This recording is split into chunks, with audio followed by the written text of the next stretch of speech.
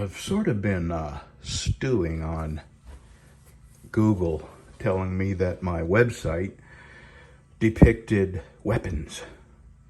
And, at first it didn't bother me, but the more I think about it, the more I think that the do-good woke crowd has completely run out of things that might fit the category of weapons.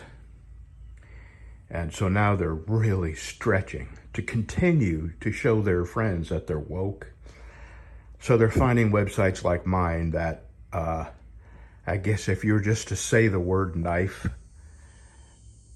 perhaps you would think of weapon. But in my mind, what I think of when I think of my own knives is I think of art. And a fulfillment of my desire to express my creativity. I know that sounds all artsy, but it's the truth. All my life I looked for a way that I could express myself creatively. And, I write some poems, but that's just fun. This is satisfying on a deep level. And to have some pinhead woke MFer refer to what I do as weapons. And I would think it would also offend the people that have spent hundreds of dollars on one of these, only to have some pinhead San Francisco MFer call these weapons and dismiss them from advertising because they classify them as weapons is truly insulting on a deeply personal level for me. And I would imagine $200 or $300 is not easy for the average Joe to come up with, to spend on something like this. This one here, this is my Texas Rumble. I get minimum $330 for these. It takes me 2 or 3 weeks to make one. So this goes far beyond anything a person would consider a weapon. And the amount of time and effort and love I put into these. And do you know how much? I mean, I've got $1,500 worth of machinery right there. I've got about $500 worth of belts hanging up on the wall. I've got machines here. This is $1,300. That's a few $100s. In that cabinet alone, that's wood. I've got a couple $1,000s worth of wood there. At least a couple $1,000s worth of sandpaper here. Nobody devotes that kind of time, effort. This building, I bought this building to make knives. $5,000. Well, I won't go into that, but I am into this, $5,000. I'm just thinking about this while I'm sanding, while I'm working. I'm thinking of all the freaking audacity to minimize my efforts and call them just like a blanket statement. I'm making weapons. Is hurtful. Honestly, it's hurtful, and the fact that I'm letting some pinhead who probably wouldn't even know how to cut steel affect me is kind of, I don't know why it is. I guess because I put so much of my life into this. I've tailored my entire life to build what I call art and what they're dismissing as weapons. These are no more weapons than a golf club would be, or a fry pan, or a car that somebody drinks and gets in and drives over a bunch of people at a parade would be considered a weapon. It's truly insulting on a deeply personal level because it's deeply personal when I make these. And I've let myself get mad about this. Part of the reason may be because I've had to take more of my pain medicine than usual, and it makes me think a little deeper than I normally do. And just to get from my house to here, I had to take some, I'm having severe pain, indescribable pain in my back. And a couple of days ago, I told my wife, I just don't know how much longer I can go on with this pain. It's to the point where I'm having a harder and harder time working around this pain. And so I took more medicine than I usually took, and I come right down here and I cut this out because at some point when the medicine kicks in, I should not operate saws and other machinery or drive. I'm here right now. I'm not feeling any pain, but that's a good thing and a bad thing. Alrighty. In 2 or 3 weeks, this will be for sale. I haven't decided what lumber I'm going to use on it, but I am going to use mosaic pins, and it's going to be mirror polished. And I have a plethora of wood I could choose from. Let's see here. It's not going to be desert ironwood. I do a lot of desert ironwood, and I have some handle material that I have put aside just for my Texas rumbles because they require such a large piece of wood. But I'll figure it out. So I'm going to use mosaic pins. I got to buy them because they have come back down in price to a degree. That's interesting. That's not big enough though. I'll figure something out. Alrighty, let me get back to sanding. I'm in the process of making this for a customer down in Florida.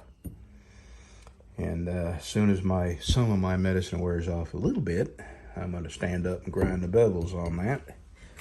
But I'm just sitting here sanding and thinking about the state of this world. The slim, microscopic minority of people have somehow come into control of everything we say, think, and how we express ourselves and what we make. And it's shocking, it's saddening, it's frightening, and I'm afraid it's never going to change for the better. Our lives are going to be controlled by the microscopic minority simply because they're the loudest, most vociferous, most protesting, and I just can't see life ever returning to a normal where I accept you and your views, and you accept me and my views, and life goes on. And that's just not the way it's going to be ever again. Alrighty, back to work, everybody. When I talk about art, I talk about accuracy as part of that art, and my pins. My pins are exactly centered, and this is how I do it. And this is how, you see, I have a line going from edge to edge, edge to edge. Well, I take my calipers and I measure the width, edge to edge, and then I divide it by 2, and that gives me the center. And just to be sure, I scribe it from this side out and I scribe it from this side in, and same thing on both sides. And then I take my center punch. I don't think I can do this looking through the viewfinder. I can't. Well, I'll show you what it looks like in a second.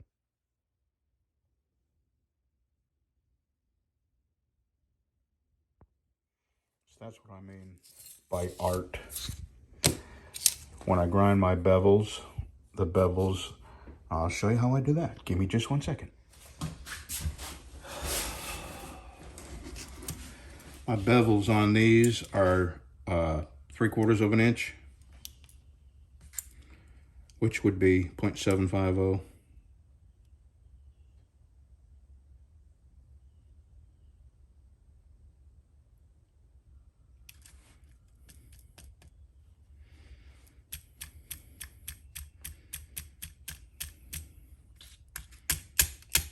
Damn it. Jeez.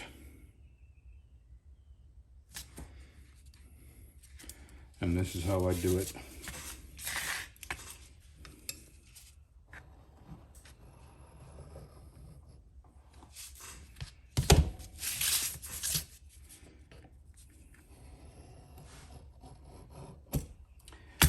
I don't think that people who are making weapons go to the lengths that most knife makers go to for accuracy. Now, so my blade is in the center of this. I gotta redo this 1 second.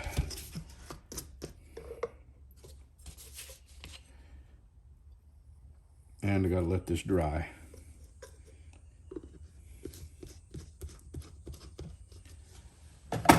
In the meantime,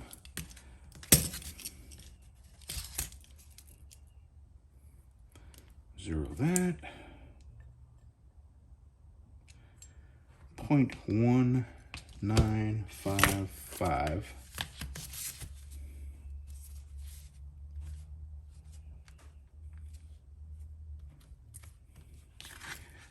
So that would be 0.09775 would be the middle of that.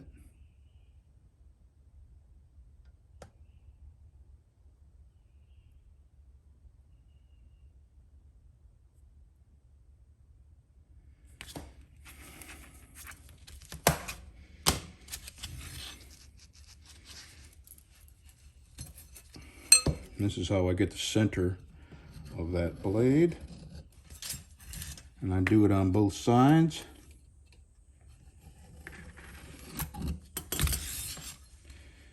So there we go. Now, this is how I make my plunge lines exact on either side.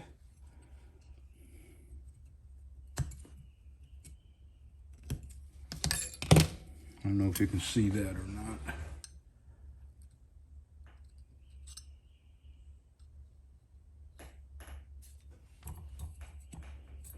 Maybe that's better.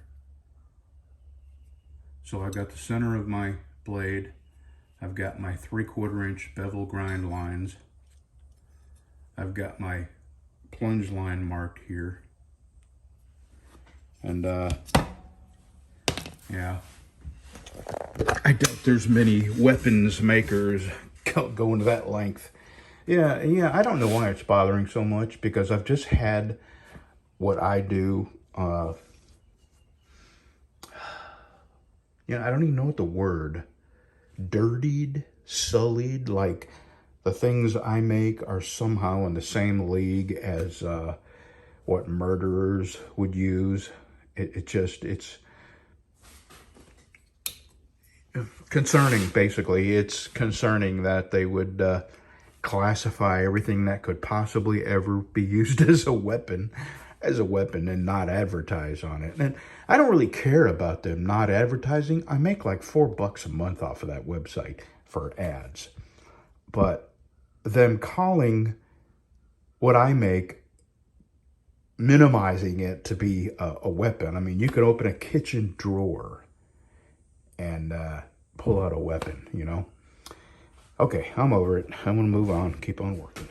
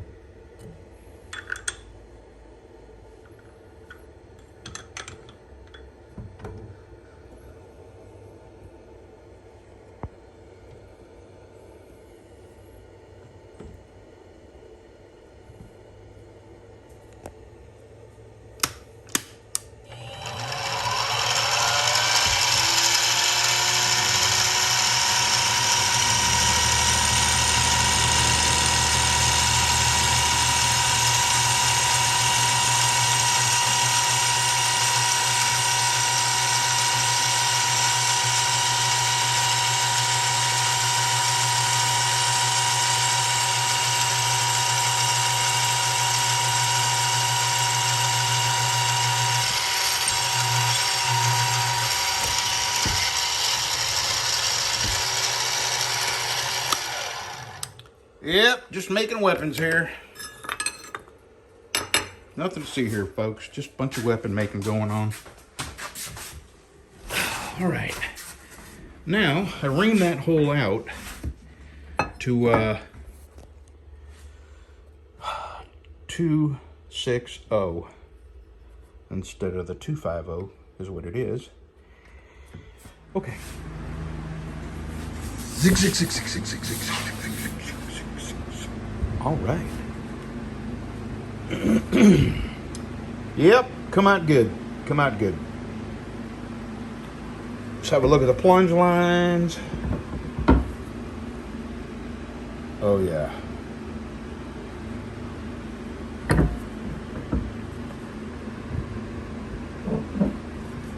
All right. Start sanding. Okie dokie.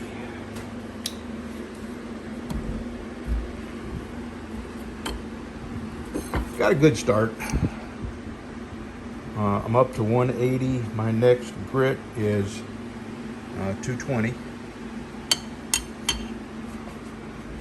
But I think I'm going to take a little break. That one's coming out good.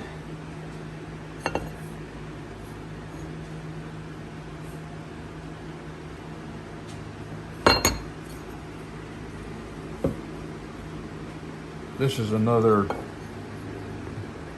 view of to make sure that both the bevels are coming up to the same point.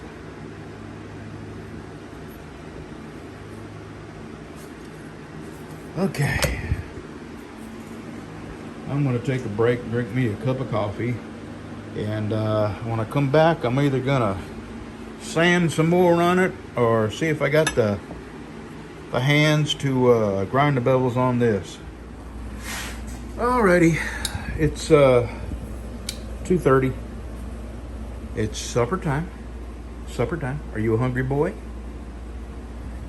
I'm gonna feed the dogs and take the rest of the day off. So yeah, this come out pretty good, pretty good. I'm liking the bevel, the grind lines. I've got this sanded up to 180. I'm fixing to go to 220. And I'll be able to heat treat this tomorrow. And I'll work on this too. I'm gonna get out here early and sand my butt off. And those of you who know, I'm a pretty big fella. And that's gonna take a whole lot of sanding to sand my butt off. Okay, see you tomorrow. See, I'm going to say it for you so you don't have to. Sand your butt off? Who can afford that much sandpaper? Stinkers. Oh, God. Project Farm did a video about ratcheting screwdrivers. And, you know, I don't know if you're familiar with Project Farm, but I absolutely love that channel. Here's the thing. He reviews tools, but he absolutely is not sponsored by any tool maker. He buys every tool he reviews, he buys.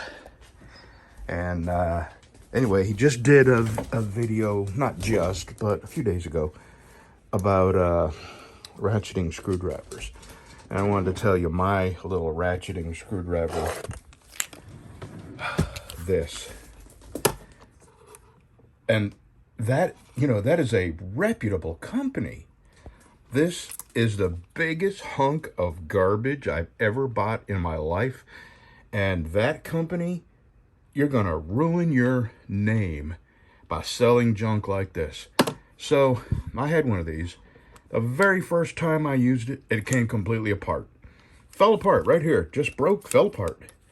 So I called the company. I called them. And I get customer service. And you know what she says? She says, well, we don't make those. I said, you sell it. It's got your name on it. I don't care who makes it. I mean, what does that mean to me?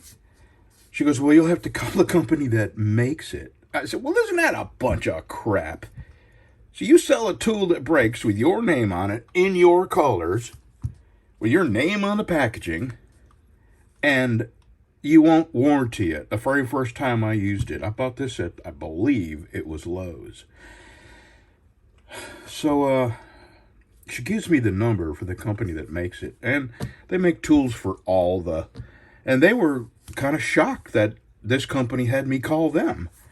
She said, well, we don't typically warranty the tools that we, manufacture for other companies, but, well, I don't even know how you got our number. It's not a, so anyway, they sent me a new one. I used this cheap piece of crap once, and same thing, breaks again, the exact same thing happens. What a hunk of crap. And this company, I'm telling you, you are going to ruin your name. They make axes and stuff like that. I mean, they've got a really good reputation. Except if they keep selling junk like this, they will have they'll do to their name just like what Craftsman did to their name.